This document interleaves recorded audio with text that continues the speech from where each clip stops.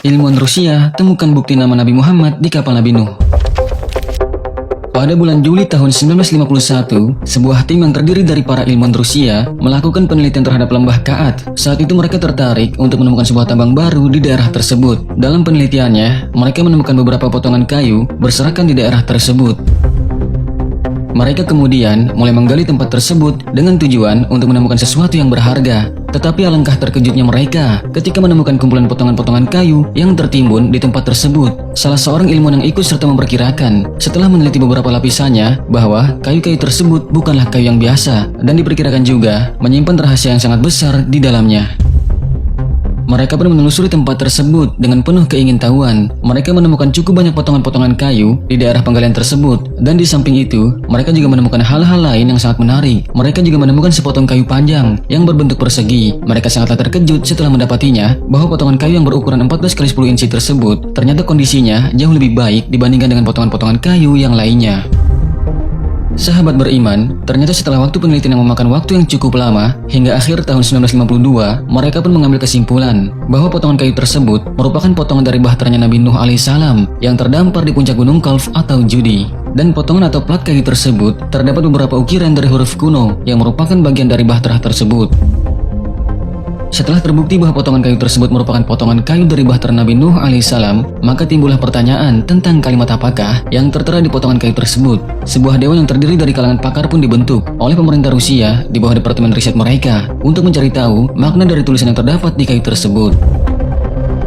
Dewan tersebut memulai kerjanya pada tanggal 27 Februari tahun 1953 dan berikut ini adalah nama-nama dari anggota dewan tersebut. Yang pertama, Profesor Solomon dari Universitas Moskow. Lalu yang kedua, Profesor Ivan Hanel, lulusan College Cina. Yang ketiga, Mr. Musaulu Faruk, seorang pakar fosil. Yang keempat, Mr. Tamal Gauru, seorang pengajar KVZ College. Lalu yang kelima, Profesor Dipakan, Institut Lenin. Yang keenam, Mr. Ahmad Khaled, Asosiasi Riset Komen. Lalu yang ketujuh, Mayer Carter, Stalin College.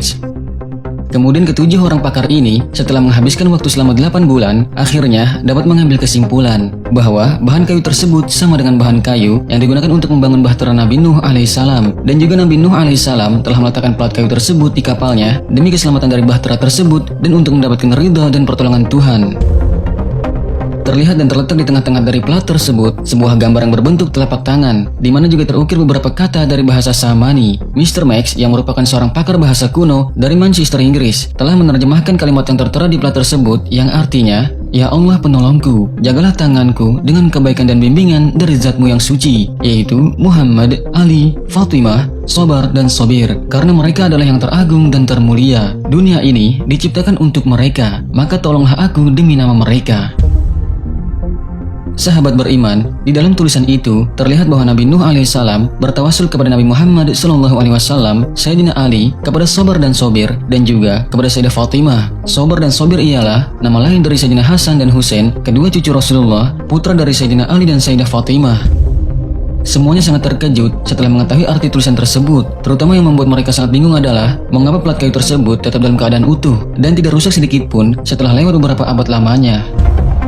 Plat kayu tersebut saat ini masih disimpan dengan rapi di Pusat Penelitian Fosil Moskow di Rusia. Terjemahan kalimat tersebut telah dipublikasikan antara lain yang pertama di Weekly Mirror, Inggris pada tanggal 28 Desember 1953. Lalu yang kedua di Star of Britain, London, Manchester pada 23 Januari tahun 1954. Lalu yang ketiga, Manchester Sunlight pada 23 Januari 1954. Yang keempat di London Weekly Mirror pada tanggal 1 Februari 1954. Lalu yang kelima di Batrov Najaf, Irak pada tanggal 2 Februari tahun 1954. Lalu yang keenam di Al-Huda, Kairo pada tanggal 31 Maret 1954. Lalu yang ketujuh di Alia Lake, Knowledge and Truth, Lahore pada tanggal 10 Juli 1969. Nabi Nuh bertawasul kepada Nabi Muhammad.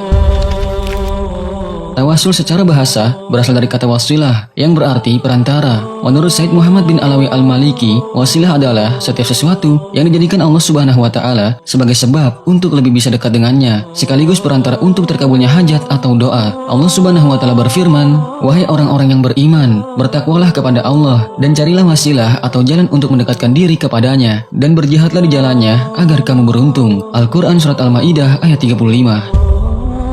Pada hakikatnya, esensi dari tawasul sendiri adalah berdoa kepada Allah Subhanahu wa taala dengan menggunakan perantara. Tujuan dari doa adalah Allah Subhanahu wa taala, karena dialah satu-satunya zat yang berhak dimintai pertolongan. Sementara sesuatu yang dijadikan media bertawasul ialah bisa nabi, orang soleh, maupun amal perbuatan, dan itu hanyalah perantara untuk mendekatkan diri kita kepada Allah Subhanahu wa taala sehingga doa yang kita panjatkan bisa diijabah.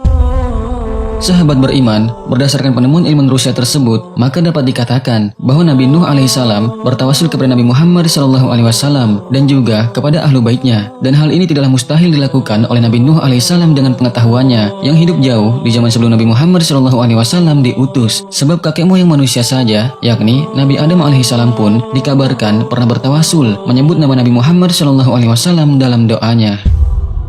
Kisah Nabi Adam bertawasul kepada Nabi Muhammad ini disebutkan dalam sebuah hadis yang diriwayatkan oleh Imam Al-Hakim dalam kitab Al-Mustadraknya.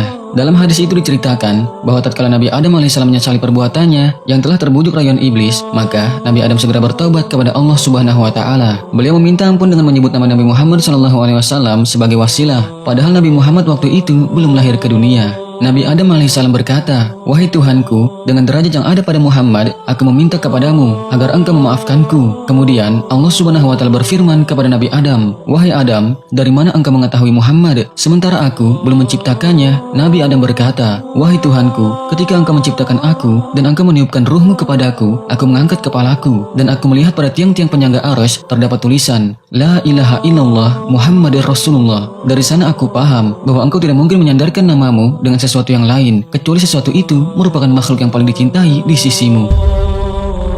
Sahabat beriman, setelah berkata seperti itu, Nabi Adam alaihissalam pun berhasil mendapatkan ampunan Allah Subhanahu wa taala berkat tawasul yang ia lakukan kepada Nabi Muhammad SAW. Allah Subhanahu wa taala membenarkan Nabi Adam dan menerima taubat beliau. Allah Subhanahu wa taala berfirman kepada Nabi Adam, "Engkau benar wahai Adam, sesungguhnya Muhammad adalah makhluk yang paling aku cintai. Engkau berdoa kepadaku dengan kedudukan yang ada padanya, maka aku sungguh telah mengampunimu. Seandainya tidak ada Muhammad, niscaya aku tidak akan menciptakanmu."